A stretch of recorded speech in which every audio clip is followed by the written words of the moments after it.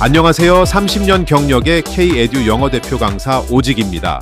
실전 문법, 시제 강의에 오신 여러분을 환영합니다. 먼저 목차를 간단히 설명하겠습니다. 우선 시제를 배우는 목적을 정확히 이해하기 위해 인간의 인지 능력과 과거의 경험을 떠올리고 미래의 사건을 상상하는 정신적 과정을 간단히 살펴보겠습니다. 그 후 여기서 파생된 영어의 12개의 시제와 그 시제를 이해하기 위한 시간 연속선을 소개합니다. 그리고 의사소통 과정에서 특히 독해에서 시제의 파악이 중요한 이유를 설명한 후 각 시제를 하나씩 설명하고 그 활용법을 설명할 예정인데, 먼저 단순 시제, 그리고 완료 시제, 진행 시제, 마지막으로 완료 진행 시제를 아주 자세히 설명합니다. 그 이후 시제의 결정에 아주 중요한, 그러나 잘 모르거나 혼동하는, 그래서 시험에 자주 출제되는 전치사 또는 접속사를 자세히 분석하겠습니다. 마지막으로 2개 이상의 문장이 한 문장으로 결합되어 동사가 둘 이상 있을 경우 가능한 시제 조합과 불가능한 조합을 설명하겠습니다. 시제 일치를 위해 반드시 알아야 하고 시제 문제의 절반 이상을 차지하지만 대부분의 문법 교재에서는 다루지 않거나 별 다른 설명 없이 이해를 강요하는 것으로 저희 강의에서만 유일하게 제대로 설명합니다. 이를 알면 공인시험의 문법 문제는 물론 독해와 영작에도 큰 도움이 됩니다. 강의는 다양한 예문으로 접근하며 어휘, 발음, 강세, 연음, 억양 등도 함께 다룹니다. 이후 연습 문제를 풀며 공인시험에 자주 등장하는 유형을 익힐 것입니다. 최근에 출제되었던 시제 관련 모든 유형을 다 포함하고 있는 연습 문제입니다. 대부분 강의 내용으로 해결 가능하지만 일부는 응용력을 요구합니다. 틀리더라도 괜찮습니다. 해설을 들으면 충분히 이해할 수 있습니다. 영어 오해와 진실에서 다룬 Learning through Discovery 개념처럼 오류를 통해 더 깊이 학습할 수 있도록 구성했습니다.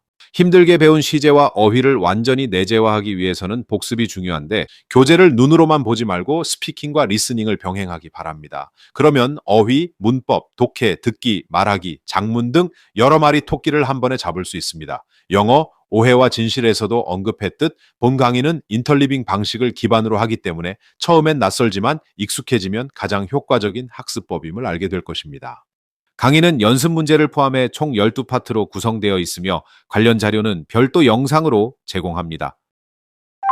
시작하기 전에 몇 가지 안내사항을 말씀드립니다. 여러분이 알고 있던 수업과 많이 다르고 실전 문법 과정의 첫 수업이기도 해서 가장 효과적인 방법을 비교적 자세히 설명합니다. 문법 용어에는 집착하지 않습니다.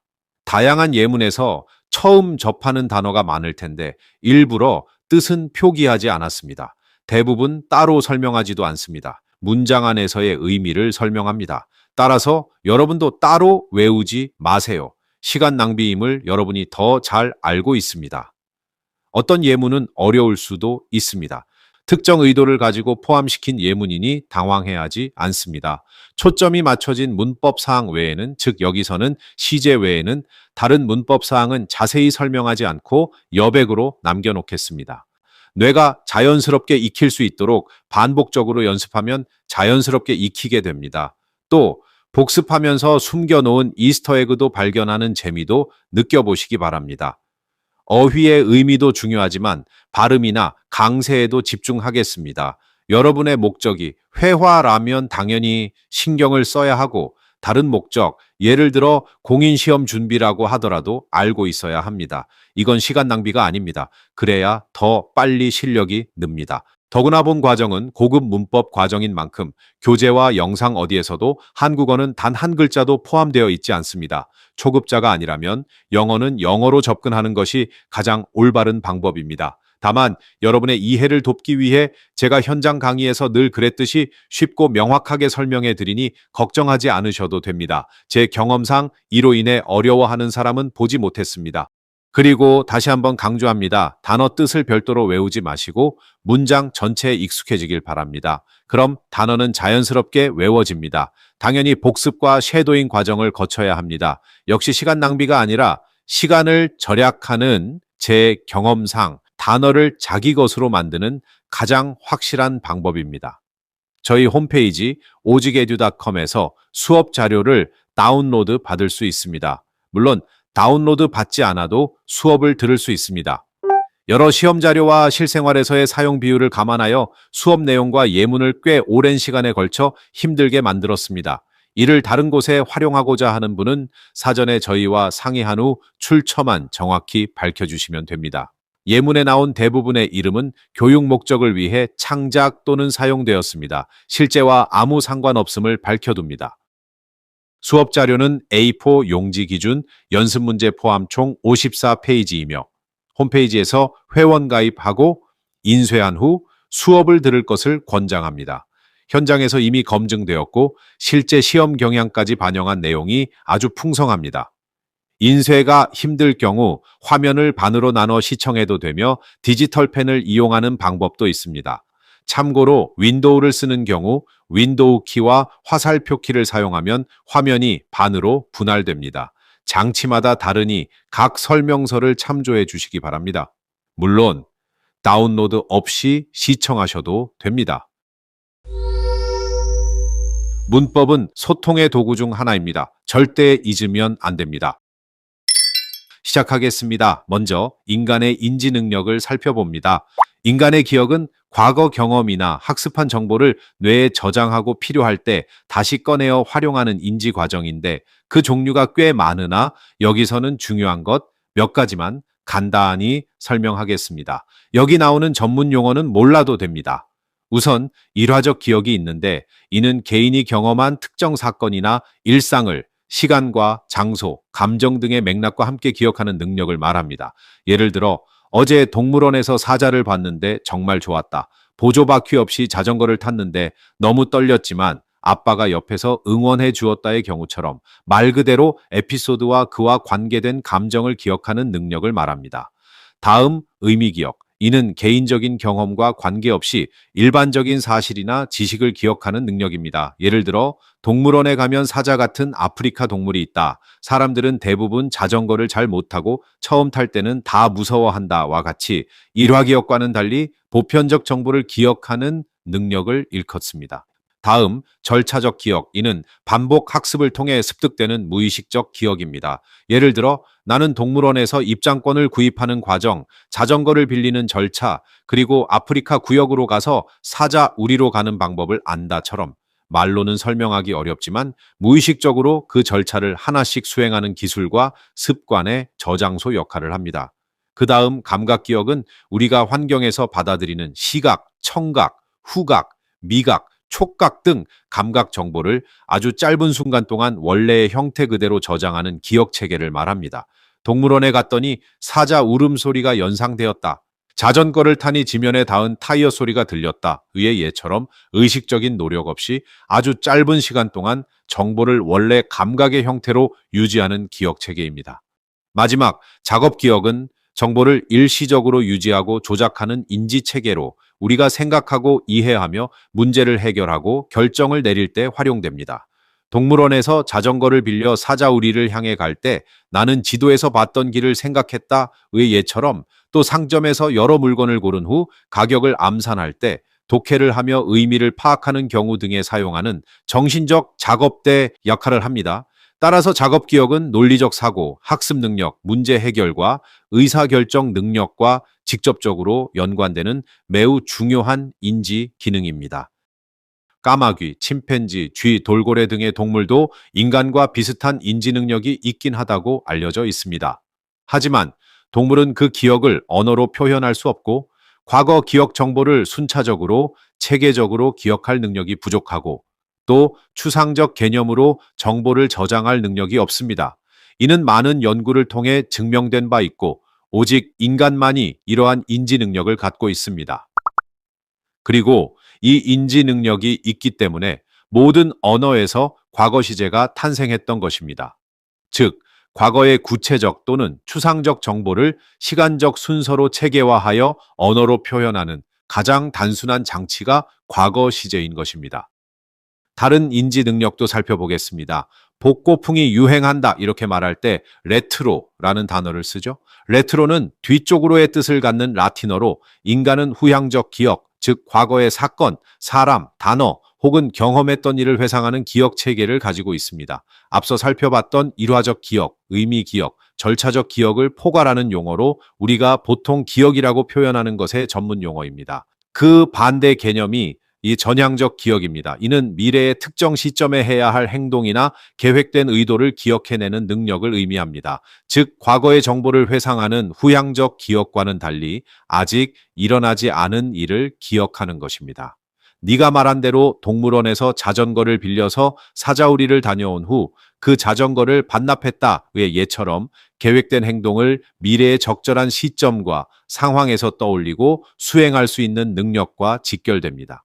이와 비슷한 것이 전향적 인지 능력인데, 이는 앞으로 일어날 사건이나 상황을 예상하고 그에 대한 계획이나 결정을 하는 정신 활동을 일컫습니다. 동물원에 가기 전에 동선을 먼저 그려보고 짧은 시간 안에 더 많은 동물을 볼 수 있도록 자전거를 빌리기로 했다. 의 예처럼 미래에 대한 시뮬레이션, 가설적 사고, 목표 설정, 그리고 의도 등이 포함된 복합적인 사고 과정입니다. 바로 위에서 언급한 전향적 기억은 미래 행동에 관련된 특정 기억 행위에 국한되는 반면, 전향적 인지는 그 기억 행위를 포함하면서도 미래를 향한 더 넓은 인지 과정 전체를 아우르는 개념입니다. 따라서 전향적 인지는 미래지향적 사고와 문제 해결 능력까지 포함하는 상위 개념으로 이해할 수 있습니다.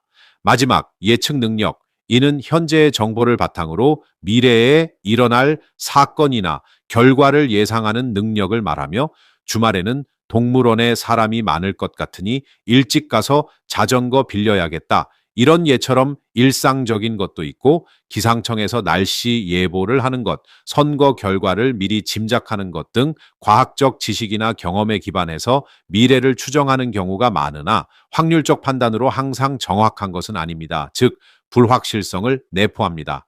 용어는 어렵지만 어떤 내용인지는 이해가 되죠? 중요한 것은 전향적 기억, 전향적 인지, 예측 능력은 오직 인간만이 가지고 있다는 것입니다.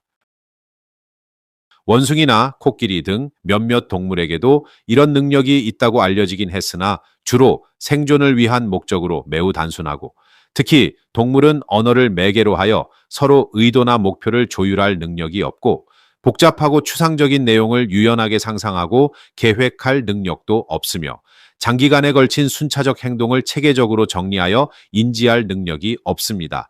이는 오직 인간만이 가능하며, 이러한 미래의 일을 시간적 정보와 함께 표현하는 가장 단순한 장치가 바로 미래 시제입니다. 따라서 시제 체계는 단순한 문법 장치가 아니라 인간이 시간을 인식하고 과거를 기억하며 미래를 예측하는 능력을 언어로 반영한 결과입니다.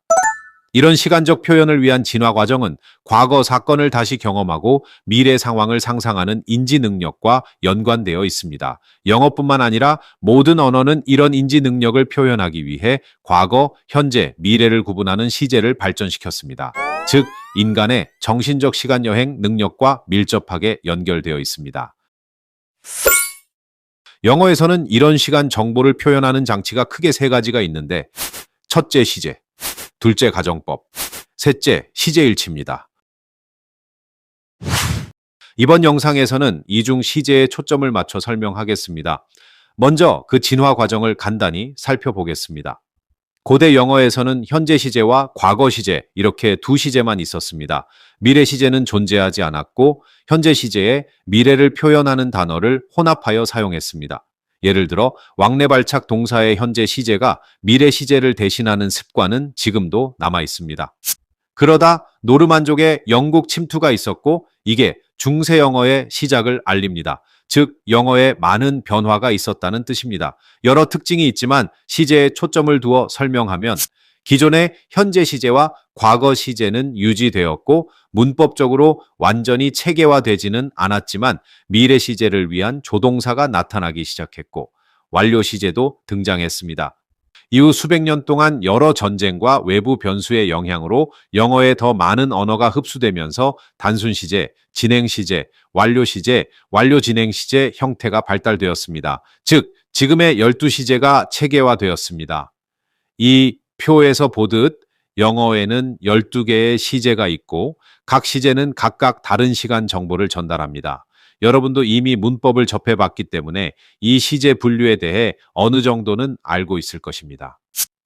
그런데 일상생활에서의 사용 비율을 보면 영어 오해와 진실 편에서도 설명했듯이 단순 시제의 사용 비율이 약 90%로 압도적으로 많습니다. 진행 시제와 완료 시제는 많아봐야 약 5% 내외이고 완료 진행 시제는 거의 사용하지 않습니다. 그러나 이 과정은 기본 문법 과정이 아니라 고급 문법 과정이기에 그리고 여러분 대부분이 공인시험 준비를 하는 분들이기에 모든 시제를 골고루 다 알 필요가 있습니다. 강의를 시작하기 전에 시제에 대해 여러분이 갖고 있는 오해를 바로 잡고자 합니다. 먼저 과거 시제는 오직 과거의 사건만, 현재 시제는 오직 현재의 사건만, 미래 시제는 오직 미래의 일만 표현할 때 쓰인다고 오해를 많이 하는데 항상 그렇지는 않습니다. 즉 시제에 붙여진 이름이 항상 그 사건의 시간을 정확히 전달하는 것은 아닙니다. 때로는 현재 시제로 미래를 표현할 수 있습니다. 둘째, 미래 시제를 나타내기 위해 항상 조동사 위를 쓰느냐? 항상 그렇지 않습니다. 다양한 조동사를 사용하지 않고도 미래를 표현할 수 있는 수단은 많습니다.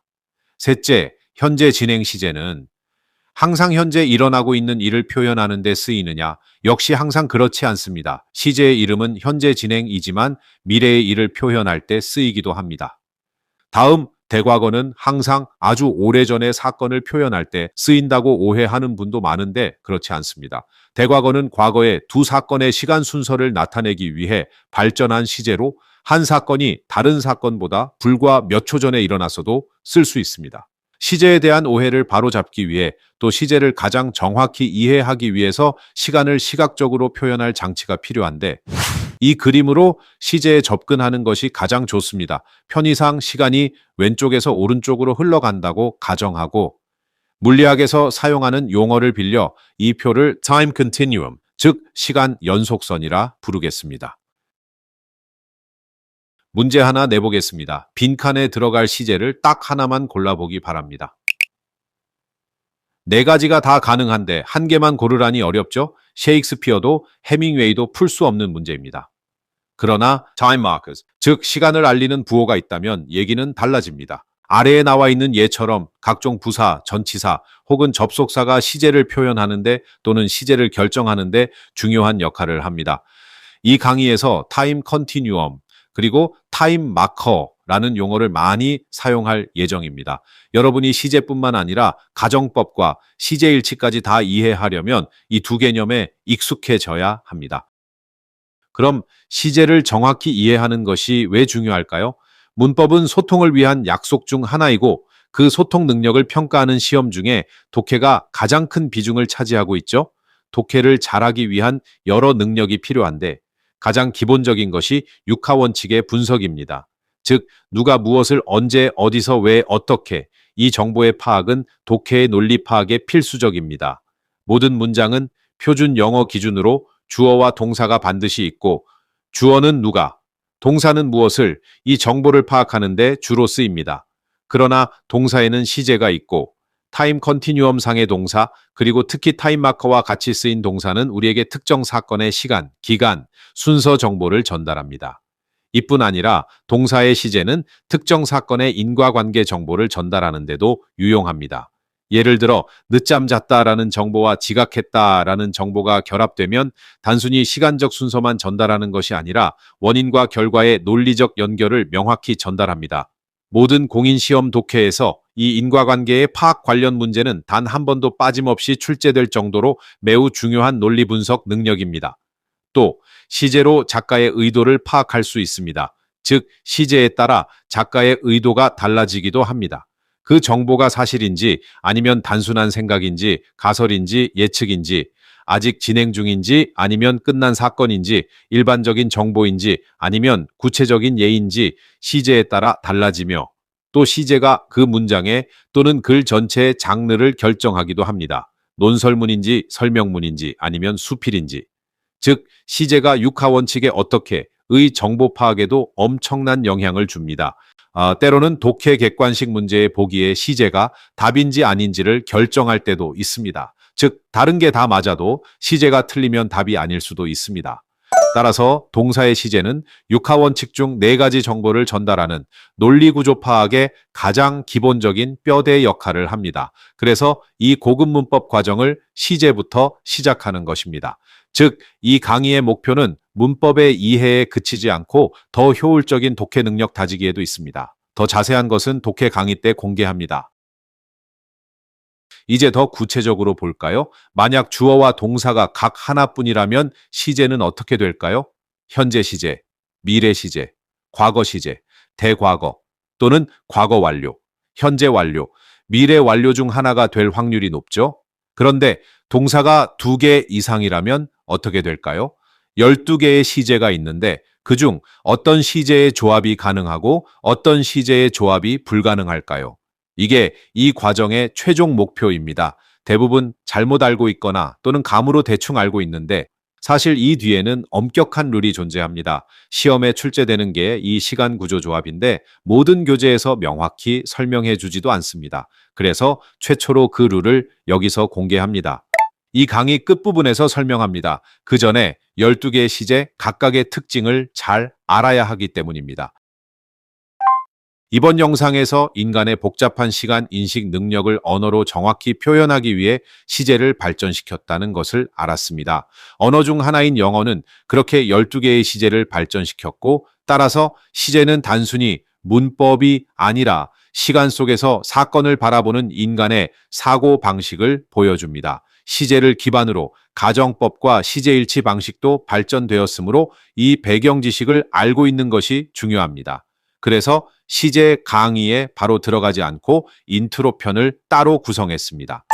다음 영상부터 본격적으로 시제 강의를 시작합니다. 감사합니다.